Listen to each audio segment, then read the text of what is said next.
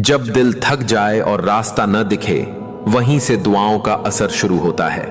ये जिंदगी जब भी भारी लगे, बस एक सजदे में हल्की हो जाती है। जो अल्लाह को दिल से याद करता है, वो कभी अकेला नहीं होता।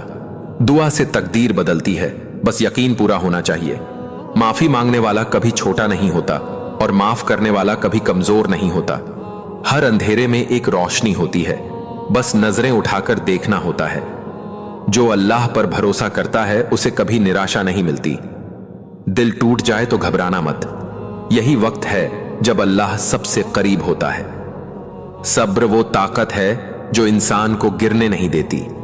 जब कोई रास्ता नजर ना आए तो अल्लाह की तरफ बढ़ो, वही रास्ता दिखाता है।